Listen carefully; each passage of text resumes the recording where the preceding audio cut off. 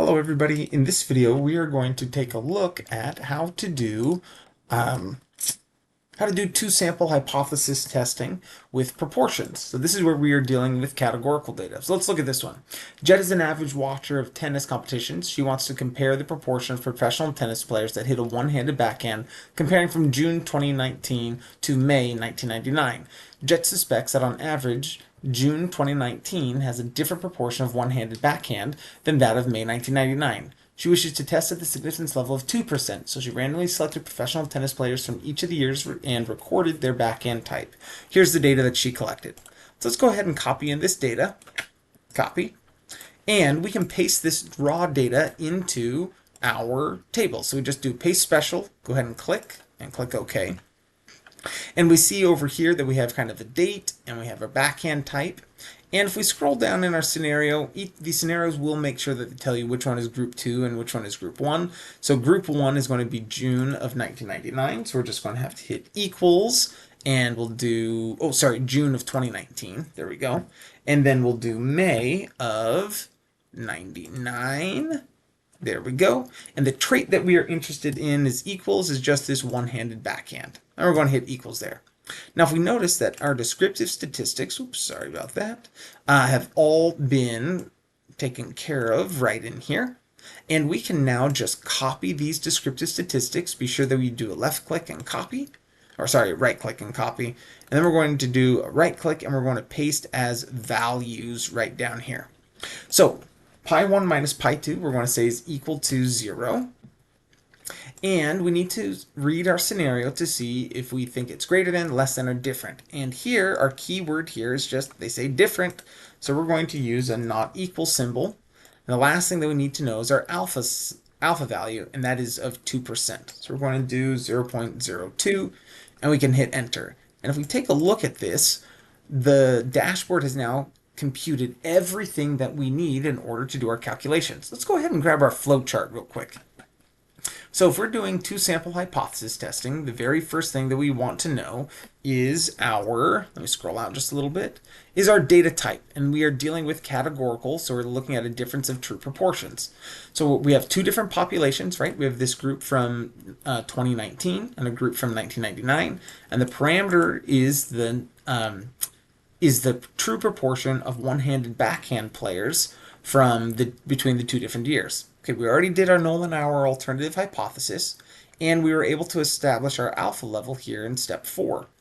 Our testing method, as soon as we knew that it was proportions, we're going to do a two-sample z-test of proportions. And now we can go scroll down and we can check for the central limit theorem, and as long as we have like 15 yeses and 15 nos in both groups, we're going to be okay. So let's go ahead and kind of check up to that point, and then we will look at calculating our test statistics. Now, here, if you notice, I actually don't give you the equations on how to calculate each of those. That is going to be done manually, or automatically, by the dashboard. So let's go ahead and jump in here. So we see up here that we've got this one-handed backhand, we've got all of this. We wanted to see the number of yeses and the number of nos. Okay, so the number of one-handed backhanded players here in what is this, 2019, we have 62 out of the 342, so we have at least 15 yeses and 15 nos, and same thing with the other group, so we're good to go there. So let's kind of look at our preliminary questions. So first one, data that we're dealing with is categorical. The grouping variable are the professional tennis players year, and the response variable is the backhand, or this is our response variable. So the population of interest is the professional tennis players from June 2019 and May 1999, and the parameter of interest is the true proportion of those one-handed backhand players.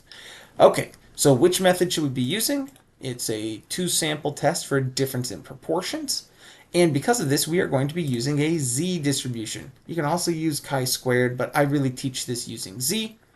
And is our sample size sufficiently large? And it's like, yes, there's sufficient number of successes and failures in both groups. Okay, we've already set up our null and our alternative. Pi 1 minus pi 2 is equal to 0. Pi 1 minus pi 2 is not equal to 0. That's good. Our alpha was at 2%. P1 is just asking for, okay, what is the sample proportion of the first group? And that's going to be 18%. And the sample proportion of the second group is going to be 35% right there.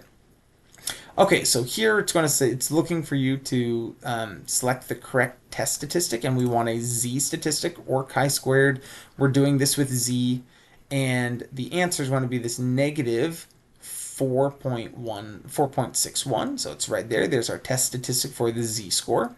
And the p-value is, it's essentially zero. Like if you were to go more decimal places, but up to 4 decimal places, it's zero. So our p-value is going to be less than alpha, and our confidence intervals are right here. So we have negative 0.2557 is, and then our difference in proportions, and to negative 0.08. So there's our lower and our upper bounds. And we would then be rejecting the null hypothesis. And we can see this in our flowchart real quick again. So once we get past step 8, we know that we are going to be rejecting because of the p-value is being less than alpha. That's when we reject. But also you could look and see that, hey, the sample statistic is inside the rejection, we reject because, the sample statistic is, oh yeah, sorry. The sample statistic is inside the rejection region. The null parameter is outside of the confidence interval, and also that the test statistic, in this case our z, is larger than the critical. Let's look at that one because we have it super easy. Here's the test statistic, our z. Here's our critical z of 2.3. So if we notice, this test statistic is way further away than this z critical. Okay, so if we look at our conclusion, we can say that there is sufficient evidence to reject the null hypothesis because our p-value is less, our p-value down here is less than our alpha. So we want to say that there is sufficient evidence. So this one looks good. This one is sufficient evidence too, but let's look at this one. There's sufficient evidence, and here's how we report it. Here's our z score, here's our p-value, and here's our alpha to reject the claim that the true proportion of tennis players' years with a one-handed backhand for June 2019 compared to that of May 1999 are the same, and conclude that the true proportion of professional tennis players' years with a one-handed backhand for 2019 is in fact not equal to that of 1999. That is our correct one. And we can go down here to say our post hoc, and our confidence intervals, remember, we only need to do a confidence interval if we have a significant result, and here we do, because as soon as we say that, yeah, they're not the same, the next question is going to be like, okay, well, by how much? And here we can say that, well, it's somewhere between 8 percentage points to like 25 percentage points lower for the 2019 as that for 1999. So if we look at this, it says, yeah, we are 98% confident that the difference of the true proportion of one-handed backhand for professional players this year for June 2019 and May 1999 is somewhere between those two, with June 2019 being less than that of May 1999. So, in a nutshell, that's how you get these and how you can use your flowchart for proportions. And just remember, the only thing that you really have to do, there's just a couple of steps. Step 1, paste in your data here, where your grouping variable is in column B, and what you're actually interested in comparing between the two is in column C. We fill in our yellow cells saying which one is group 1 and group 2, and which trait of interest is that we have. We fill in here for how we want to set up our null hypothesis and alternative hypothesis along with the alpha value. We copy these raw descriptive statistics down into this screen, and as soon as you do that, it calculates everything else for you. Super handy, and I hope that helps you out. Good luck, you guys.